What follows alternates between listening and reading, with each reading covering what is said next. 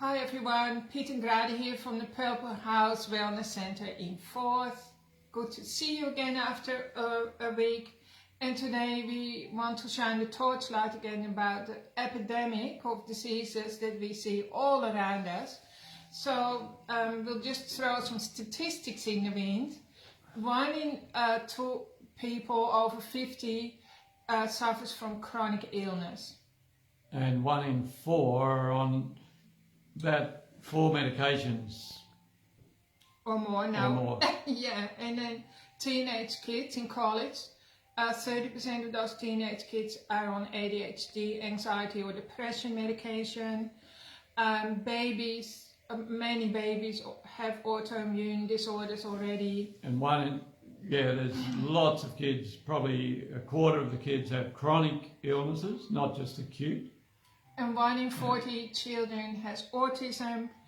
And then of course we are going to talk about fatty liver as well, because last week when we talked about children, we were saying that sometimes we see little 4-year-olds or 5-year-olds and they come to us with a diagnosis from the doctor, a medical diagnosis of fatty liver already, which is absolutely crazy. And I've taken urine specimens and done tests on that show some 4-year-olds with as bad digestive or liver problems as any adult I've seen. Yeah, so it's absolutely true that generally speaking we're not getting healthier, we're getting sicker faster and sicker younger. And hopefully when you listen to us you want to do something about it, the same as what we do, right? Because we do these kind of Facebook lives to give you some shortcuts to health. So how teaching you... Modern medicine doesn't seem to be improving the health on the whole of the people on Earth, really. Well, I guess they get better at fixing the individual problems. Let's say, I don't know, your eye problems. This morning I was somewhere in a shop and I overheard a lady say that she'd had an eye operation and she was quite young actually, for glaucoma and cataracts. So people get those kind of problems younger and younger too, because your eyes are actually simply an extension of your brain. So if your eye health isn't good, it means your brain capillaries and all that aren't that good either. So luckily with our body though, every 48 hours you have a new eyeballs. Right? Not many people realize that. And then of course our brain does renew itself as well, and every single cell of our body renews itself, the same as you have new hair, new nails, and everything keeps growing. So we just thought, well, where do you start, right, with your health? And so for most people who don't grow their own food, which is everyone nearly, your health begins or ends at the supermarket store. So we just thought we'd go for a little tour in the supermarket and tell you what to avoid.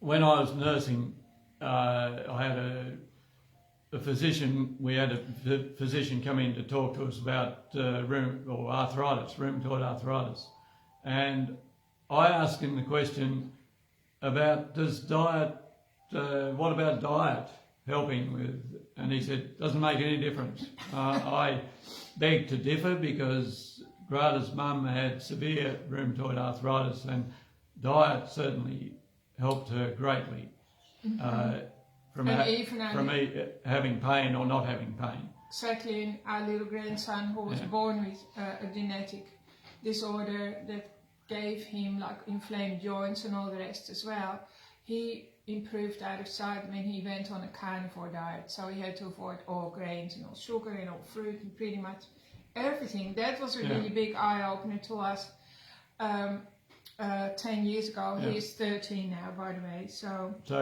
if we don't grow our own food these days, we rely on supermarkets. All right.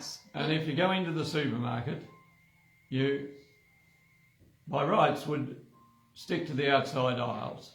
So the outside aisles contain the better foods, and the inside of the store is where all the rubbish is that's detrimental, and you don't want to waste your money on foods that are going to kill you, right? So you're paying the supermarket to kill you. So we're going to suggest just stay on the outside. So first of all, you'd steer clear of the bakery though.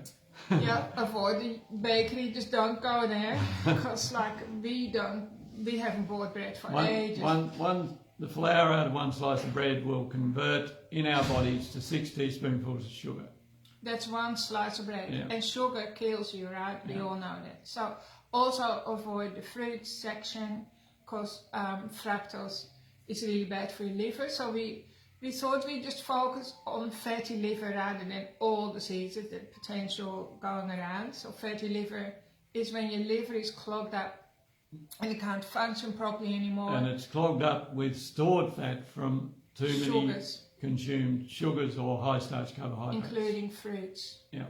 So, okay, so you go past the bakery, you ignore that, you ignore the fruits, then you go to the meat section and the eggs, so they are good for you. And so that's number one, avoid the outside, the inside aisles.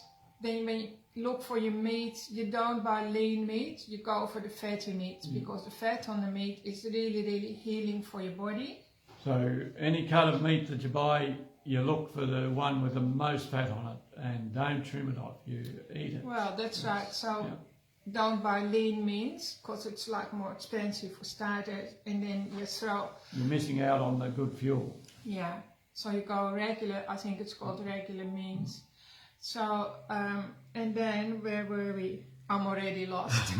So meats are the highest form of proteins, and you need roughly 1 gram of protein per kilo. So let's say if you weigh 70 kilos, you would need 70 grams of proteins per day as a good kind of standard thing. So proteins are very, very important for your body. They fill you up and stop you from feeling hungry. Plus they break down to amino acids, which are the building blocks for new cells. Mm-hmm. Yeah. But having said that, we know many, many people who go on a high protein diet, they still make the mistake of cutting out fat. So fats are just as important as proteins, which leads me then to the next aisle, which is full of cream and butter and cheese and all that sort of thing. So you buy full cream yogurt, full cream cream, full cream butter. We always try to get the organic stuff as much as possible. And so you can eat a packet of butter a day. Cheeses made with full milk and the creamy cheeses, all good. We're not saying to buy milk, by the way, because milk is a problem, unless it's straight from the cow, which you never get, of course. But all homogenized pasteurized milk is bad for you, because the molecules have changed and your body doesn't know what to do with it. So just avoid the milk. And then you maybe can buy some in the freezer section, perhaps buy some, what do you call them again? The berry things that I was talking about, that we sometimes get. The black things. Oh, my mind's just gone. Blueberries. Blueberries. Just the darker the berry, the less fructose they have. That's one thing that I will buy, because I have grandchildren as well and I don't have lollies and stuff. So I just give them sometimes a little bowl with cream, like half a container of cream, with like a little handful of blueberries, and they can eat that. So avoid... Never eat any processed foods. Anything that's got more than one ingredient. Often those ingredients are toxic. Well, not only that, like if it's got more than one ingredient, let's say 2 or more, we'll just be lenient. That means it's modified and processed, and it's already in an unnatural, a combination for your body, right? So this is pretty much everything you find in the central aisles. So just be careful. Some of the meats can be processed as well, like on the outside aisles. Be aware to get naturally smoked bacon rather than processed bacon with toxic stuff in. Mm-hmm. All right. So salt, so you can go into the middle aisle, I guess, to find salt. Everyone needs way more salt than you've been told by the school or the doctor. Because if natural unprocessed salt regulates your blood pressure, so if your blood pressure is too high and you have enough salt in your body, your blood pressure will be regulated. And if it's too low, the same thing. So it regulates your blood pressure, which keeps it healthy. That's in combination with enough water as well. You drink a liter of water for every 30 kilos, right? So if you're 90 kilos, you need to drink 3 liters of water per day, including the minerals. So you put a sprinkle of salt in it as well, every bit of water that you drink, or otherwise you can lick the salt or put it on your food. So on average, the average person probably needs half a teaspoon of salt a day. Maybe some people, if you weigh 100 kilo or more, you will need a full teaspoon of salt to restore your minerals, because without minerals you're just going to feel tired all the time, you're lacking spark and all the rest. Then you'd need 3 litres of water with that teaspoon or 3/4 teaspoon of water of salt. But I just, the other night I was lying awake for some reason, just thinking about things, and I could hear my heart beating and feel it thump, thump, thump. I got up and had a drink of a glass full of water, and I didn't hear or feel that anymore. So that is dehydration, that sort of thing. So being well hydrated is the most important thing, probably. It is important for your body as well. Yeah, so that's a good point. So if you, and we look at clients, they say, oh, I always feel my heart beat in my chest, like I just feel it beating here, or hear it in your ears or your head. Well, that usually means you're very, very dehydrated, chronically dehydrated, and you immediately need to start drinking a lot more water. Because our liver, which we were talking about, is a filtration organ. So by having water, you thin your blood, and it can be filtered a lot easier.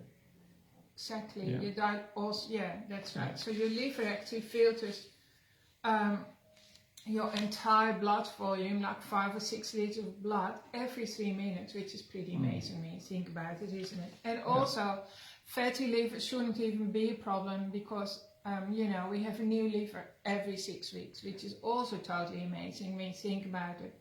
I mean, but the people on the liver transplant waiting list, most of those people apparently are on there because of fatty liver, which is completely preventable, and it's also completely curable by adjusting your diet and by staying on the outside of the supermarket shelf. So people don't need to be on a liver transplant list, unless of course they have serious other diseases, but not for fatty liver. You can completely reverse your fatty liver by eating more fats, avoiding carbohydrates, avoiding sugars. There's no such thing as an essential carbohydrate. When we do have essential, fats are essential and proteins are essential. So when we were brought up, we were told you have to eat your vegetables, but we don't need them for good health. Well, other than fermented vegetables are good, they're a bonus. But yeah, essentially we can live off water, healthy salt, good fats like the ones we described, and meats. And you just think of meats as fortified or vegetables. Eggs and milk protein. Yeah. Yep. But eggs are people with, and we just said, like many babies and children are already riddled with autoimmune issues, and eggs can be a problem for those children, because if you already have an autoimmune problem, there's something in the eggs that will trigger your body to become it pushes you deep into that autoimmune issues. So that's why we always recommend just stick to meats. And if you don't like killing an animal for you to stay alive, because that of course is an issue for many people, Pete and I used to feel bad about that as well. That was till we realized that to grow vegetables and grain and the vegan foods, you kill 10 times more animals than you need to for a piece of steak, right? So whichever way you look at it, every plateful costs life, right? It's just that we can disconnect, like when you eat a plate of rice, you don't have to think about how many animals died for that rice crop to grow. That's easy to put it out of your mind than when you eat a hamburger, for instance. Alright, so last thing that's really, really good for your liver is intermittent fasting. And it basically means you allow a period of 8 hours in your day, whether you start in the morning or in the afternoon. So you give yourself 8 hours to eat your food and enjoy your meals and stuff, and then the other 16 hours you just drink water and you don't eat. And if you eat enough fats, that's completely doable, and people are able to reduce their fatty liver and get rid of it very quickly, like, you know, months, not years, and give themselves a chance to great health as well. The only other thing we've got to mention is coconut oil. Coconut oil is very beneficial for a lot of people's brain and all the rest. Yep.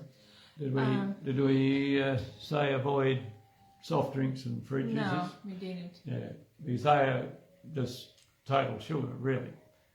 Avoid. So, if you think, for instance, you might be enlightened and you would never drink Coke or a soft drink, but then you might have a fridge full of orange juice or organic grape juice. Well, to your body, that's still just as damaging, because the sugar in those drinks clog up your liver in the same way that soft drinks. Sugar is sugar. To your body, it doesn't make any difference if it comes from canned Coke or organic apple juice, for instance. So we always say just drink water, put some salt in your water. If you're hungry, if you go to a soup, well, actually don't shop when you're hungry. But if you are really hungry, just put a little bit of salt in your mouth, and it takes care of your sugar cravings. Most of the time when we want sugar, we just need the minerals. And you can put some salt in your mouth and have a drink of water. Have a slice of butter or something like that. And then you can make it all the way through the supermarket without wasting money on naughty cravings that are going to shorten your lifespan. And if you have any problems with digestion, quite a few people do get problems with when they change to eating more fats because they can't tolerate them, they're not digesting them properly. Come and see us and we can point you in the right direction. We can have a happy dance together. Yeah. Okay. Also, we're making a private membership platform where we can share information that's uncensored. So that's in the pipeline. So if you notice that our Facebook Lives, we're not giving as much away anymore, and it's like we're not giving you we're not talking plain language like we used to. That's because we can't do that anymore. So we are still looking after you. We're busy in the background creating a new membership platform, and you will receive an invitation to join that shortly within the next few weeks.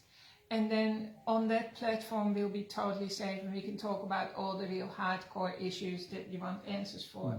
Plus, if you have suggestions for us, like what else do you want us to share with you behind in a safe place, you know, where we can speak uncensored, send us an email or a message. And just we're thinking of interviewing other experts, you know, people who've been around for a while, or maybe doing a podcast. Is there something we're missing? Are there other pressing issues that you want us to shine a light on? Please let us know. You can send us a personal message or an email or give us a ring. That would be wonderful. So Pete and I, we work here still always the same, Tuesdays, Wednesdays and Thursdays. We really appreciate you being in our community, and we're just looking at different ways to make it more exciting for you. All right, stay well and healthy, everyone. And to the outside aisles of the supermarket. Yeah, okay. Meet you there one time. Okay. Have a good week. Bye, everyone. Bye.